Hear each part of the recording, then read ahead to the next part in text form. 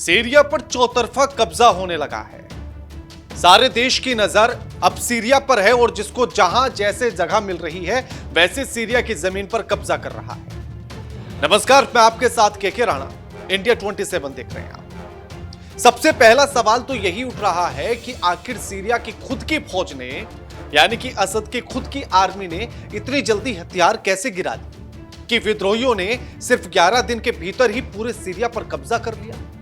और जैसे ही असद अपना देश छोड़कर भागते हैं, विद्रोही जीत का जश्न मनाते हैं, तो उसके बाद उस पर चौतरफा तरीके से कब्जा होना शुरू हो जाता है। यानी कि पूरी दुनिया जहां या तो इजराइल हमास ईरान के साथ युद्ध को देख रही थी या फिर यूक्रेन रूस के युद्ध को देख रही थी, और सबकी नजर सीरिया से हट जाती है और उसी बीच इसका फायदा एचटीएस उठाता है और जोलानी सीरिया पर कब्जा कर लेता है। अब ऐसे में सबसे बड़ा सवाल यही कि आखिर उसकी खुद की आर्मी क्या एचटीएस की आर्मी के सामने इतनी कमजोर हो गई थी कि 11 दिन के भीतर ही सबने हथियार डाल दिए। तो इसके पीछे के जो बड़े कारण हैं उनको समझना बड़ा जरूरी है। इजराइल के साथ जो युद्ध चल रहा था, सीरिया का भी चल रहा था और उसी के साथ ईरान पर भी हमले हुए थे, तो इस युद्ध से एक बड़ा नुकसान सीरिया का हुआ है। एक तो इजराइल ने गाजा और हमास से जब युद्ध हुआ तो हमास कमजोर हुआ, उसके बाद हिजबुल्लाह पर हमला किया तो वहां हिजबुल्लाह कमजोर हो गया, और हिजबुल्लाह एक बड़ी अहम कड़ी थी जिसके द्वारा तमाम चीजें सप्लाई सीरिया में होती थी। और इसी तरह से ईरान जो लगातार मिलिट्री के तौर पर भी सप्लाई करता था, चीजों को मदद देता था, ऐसे में ईरान की डिपो पर और उसके मिलिट्री फैसिलिटी पर जो हमला इजराइल ने किया, उससे ईरान ने मदद करना बंद कर दिया। मदद कमजोर हो गई, ईरान की स्थिति कमजोर हो गई, हिजबुल्लाह कमजोर हुआ तो सीरिया कमजोर होता चला गया। और जिसके चलते जैसे ही एचटीएस के विद्रोही घुसते हैं सीरिया के भीतर, तो 11 दिन के भीतर ही असद के सैनिक अपने हथियार डाल देते हैं। सबसे पहले इस पूरी एक टाइमलाइन को समझिए कि 1 दिसंबर को अलेप्पो पर कब्जा होता है विद्रोहियों का, उसके बाद हमा शहर पर कब्जा होता है, 6 दिसंबर को जो है दारा पर कब्जा होता है, 7 दिसंबर को होम्स पर कब्जा हो जाता है, और 8 तारीख को यानी कि 8 दिसंबर को जो है दमिश्क पर कब्जा कर लेते, यानी कि सीरिया की राजधानी पर। ये जितने भी बड़े शहर थे उन सब पर लगातार विद्रोहियों का कब्जा होता चला गया। मिलिट्री का सपोर्ट मिला नहीं, रूस की तरफ से भी सपोर्ट नहीं मिला क्योंकि यूक्रेन से लगातार युद्ध, और ऐसे में स्थिति रूस की भी बहुत अच्छी नहीं, यानी कि किसी भी तरफ से सीरिया को मदद नहीं मिली, और जिसके चलते उसकी आर्मी कमजोर हुई और 11 दिन के भीतर ही अपने हथियार डाल दिए गए। और जितने भी सीरिया के बड़े शहर थे उन सभी पर सबसे पहले कब्जा विद्रोहियों ने जमाया, और उसके बाद वहां जो है उनको विद्रोहियों से छुड़ाना आसान नहीं था, और जिसके चलते हथियार डालने के लिए मजबूर सीरिया की आर्मी हो गई।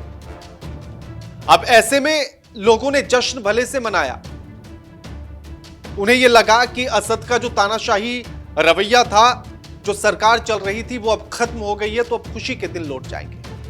लेकिन स्थिति और ज्यादा दयनीय होती चली गई, स्थिति और बुरी होती चली गई। अब ऐसे में सभी की नजरें जो है वो सीरिया की तरफ आकर रुक गई हैं। जैसे इजराइल ने एक हिस्से पर कब्जे की बात कर ली, दूसरे हिस्से पर जो है तुर्की नजर गड़ाए बैठे हैं, और एक स्टेट तो अलग देश की मांग पहले से ही कर रहा है। कुर्दिश जो लड़ाके हैं वो कुर्दिस्तान को पहले से ही फ्री स्टेट की मांग कर रहे थे, और जब वो उसकी मांग कर रहे थे तो तब उस लड़ाई में तुर्की ने उसको सपोर्ट किया था, कहीं ना कहीं अमेरिका का भी सपोर्ट था, इजरायली की तरफ से भी सपोर्ट था, तो वो लगातार फ्री स्टेट की मांग कर रहे थे। ऐसे में जो कुर्दिश लड़ाके हैं वो दो तरफा से घिर गए हैं। पहला तो ये कि अब तुर्की हमला करेगा उस हिस्से को कब्जाने के लिए, और दूसरा जो सीरिया के लोग हैं वो उनको पसंद नहीं करते, क्योंकि जब उन्होंने फ्री स्टेट की मांग उठाई थी तब तुर्की ने उनका समर्थन किया था। तो ऐसे में वो दोनों तरफ से घिर गए हैं, तो स्थिति इसलिए बुरी है। दूसरी, गोलान पर जाकर जो है इजराइल के पहुंच जाते हैं प्रधानमंत्री नेतन्याहू, और नेतन्याहू वहां जाकर कहते हैं कि 1948 में जो है सीरिया की सरकार के साथ उनका एक एग्रीमेंट हुआ था कि वो हमारी जमीन पर नहीं आएंगे, हम उनकी जमीन पर नहीं आएंगे। और अब जब असद की सरकार ही नहीं बची है तो फिर ऐसे में वो एग्रीमेंट किस काम का? तो उन्होंने उस जमीन पर अपना दावा ठोक दिया है। अब एक तरफ से तो तुर्की, दूसरी तरफ कुर्दिश जो है खुद फ्री स्टेट की मांग कर रहे हैं, अलग देश बनाने की मांग कर रहे हैं, और एक तरफ से इजराइल, यानी कि हर तरफ से उसकी जमीन को कब्जाने की बात लगातार चल रही है। इजराइल ने दावा ठोक दिया, उधर तुर्की दावा ठोक देंगे, तो स्थिति जो है वो और ज्यादा खराब होगी और ज्यादा दयनीय होगी। अब ऐसे में भारत को लेकर भी तमाम मुश्किलें होने वाली हैं, क्योंकि भारत से यह अपील की जा रही है कि जो कुछ सीरिया में चल रहा है उसमें भारत दखल दे, लेकिन भारत के पास अभी उतनी ताकत नहीं है, उतना फ्रीडम नहीं है कि वो सीरिया में जो कुछ हो रहा है उसमें दखल दे सके। उसको लेकर शक्तियां सीमित हैं, और उसके पीछे का जो बड़ा कारण है वो ये है कि ऑर्गेनाइजेशन ऑफ इस्लामिक कोऑपरेशन का सपोर्ट भारत से हट जाएगा, और ये वही संगठन है जो कश्मीर के मुद्दे को लेकर भारत के साथ खड़ा रहता है। अब अगर सीरिया में भारत दखल देता है तो फिर यह संगठन भारत से सपोर्ट हटा लेगा, तो भारत के लिए मुश्किल हो जाएगी। इसलिए भारत अपनी सीमित शक्तियों के साथ ही सिर्फ जो है वेट एंड वॉच की स्थिति में बना हुआ है। अब ऐसे में जो सरकार बनेगी उसको लेकर भी एक पॉइंट यह है कि अगर जो भी हिस्सा बचेगा बाकी देशों के कब्जा करने के बाद, वहां जब नई सरकार का गठन होगा तो वो तुर्की या फिर जो है वो कतर की सपोर्ट से सरकार रहेगी, यानी कि उनके समर्थक रहेगी। तो ऐसे में जो एजेंडा होगा वो सुन्नी एजेंडा वहां पर चलेगा, तो भारत के लिए ये भी सही नहीं है। और इसीलिए भारत ने एडवाइजरी भी जारी कर दी है कि सीरिया की तरफ ना जाएं भारतीय, और जो वहां रह रहे हैं या काम कर रहे थे वो वापस लौट आए। जो आंकड़ा है वो बहुत ज्यादा वैसे नहीं है, क्योंकि बाकी देशों में तो हजार और लाखों की संख्या में भारतीय हैं, लेकिन सीरिया में केवल 97 या 98 लोग ही हैं जो सीरिया में काम कर रहे थे, तो वो आंकड़ा बहुत बड़ा नहीं है, तो इसलिए ज्यादा चिंता की बात भी नहीं है। अब ऐसे में जो है ईरान के लिए जो है एक सबसे बड़ी बात यह थी कि ईरान का इकलौता सहारा कह लीजिए या सहयोगी कह लीजिए वो सीरिया था। दूसरा, हिजबुल्लाह के बीच की अहम कड़ी था, ईरान और हिजबुल्लाह के बीच की अहम कड़ी सीरिया था, जो खत्म हो चुका है। सीरिया में रूस का तारतुस नेवल बेस जो है सोवियत के बाहर, यानी कि सोवियत राज्य से बाहर इकलौता है जो सीरिया में है। और 2011 में जब गृह युद्ध हुआ था उस समय पर रूस की सहायता से ही असद की कुर्सी पर जब खतरा मंडराया तो उस युद्ध को रूस की सहायता से ही जो है वो दबाया गया था। 2015 में भी इसी तरह की स्थिति उत्पन्न हुई थी, तब भी रूस ने हेल्प की थी और वो दबा दिया गया था। लेकिन इस बार चारों तरफा से ऐसी स्थिति बनी कि कोई भी देश सीरिया को जो है सपोर्ट नहीं कर पाया, मदद नहीं दे पाया, और जिसकी वजह से स्थिति खराब। और अभी भी कुछ एक्सपर्ट का ये मानना है कि सीरिया के लोग जो इस बात को लेकर खुशी मना रहे हैं कि अब स्थिति बेहतर हो जाएगी, जो तानाशाही शासन था, जो सरकार थी वो खत्म हो गई है, तो अब ऐसे में स्थिति बेहतर हो जाएगी।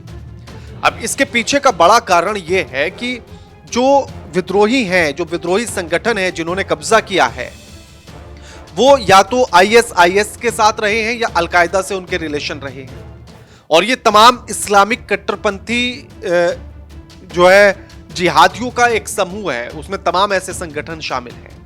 तो ऐसे में स्थिति बेहतर नहीं होगी और सीरिया की बिगड़ती जाएगी। और इसीलिए अभी जो स्थितियां या जो तस्वीरें सीरिया से आ रही हैं वो कोई बहुत बेहतर तस्वीरें नहीं आ रही हैं। अफगानिस्तान की जो स्थिति आपने देखी है, मान लीजिए कि उससे भी बदतर स्थिति में सीरिया होगा, क्योंकि अब तो यहां जब चारों तरफों से कब्जा होना शुरू होगा तो स्थिति और ज्यादा खतरनाक होगी। अब ऐसे में वहां के लोग इसको लेकर कितनी खुशी या कितने दिन तक खुशी मना सकते हैं, ये अभी समझने वाली बात है। अब ऐसे में अब देखिए, इजराइल ने बमबारी की और लॉजिस्टिक और हथियारों की जो क्षमता थी वो कमजोर कर दी ईरान में। लेबनान पर इजराइल ने हमले किए और हिजबुल्लाह का जो मुखिया था हसन नसरुल्लाह, उसकी मौत हो गई, जिसकी वजह से हिजबुल्लाह भी कमजोर हो गया। साउथ लेबनान में हिजबुल्लाह कमजोर हो गया। सीरिया सरकार को मदद इसी वजह से नहीं पहुंची। ईरान डिपो मिलिट्री फैसिलिटी पर हमले हुए जिसकी वजह से मदद नहीं मिली। अब ऐसे में जो है सीरिया टूट रहा है तो इजराइल ने कब्जा करना शुरू कर दिया है। उसी के साथ तुर्की ने अपनी सीमा से सटे हुए एरिया पर कब्जा करना शुरू कर दिया। कुर्द इलाके में कुर्दिश फोर्स का कंट्रोल हो गया है। अमेरिका का उसको सपोर्ट भी है। असद के जो समर्थक हैं वो केवल समुद्री सीमा से लगे हुए इलाके में एक्टिव है, लेकिन वहां सबको एकजुट रखना बड़ा मुश्किल है और स्थिति वहां भी अच्छी नहीं है। विद्रोही गुट जो है वो इजराइल से उनकी पहले से नहीं बनती, तो इजराइल सिर्फ गोलान तक ही सीमित रह सकता है, आगे तक बढ़ना उसके लिए भी मुश्किल है। अब इस जो चारों तरफ से एक तरह से मानिए आपकी चौतरफा जो कब्जा इजराइल पर हो रहा है उससे और कितनी स्थिति बिगड़ती है, किस तरह से आप इसको देख रहे हैं हमें कमेंट करके जरूर बताइएगा। और वीडियो अच्छी लगे तो लाइक कीजिए, शेयर कीजिए और चैनल को सब्सक्राइब करना मत भूलिएगा। नमस्कार।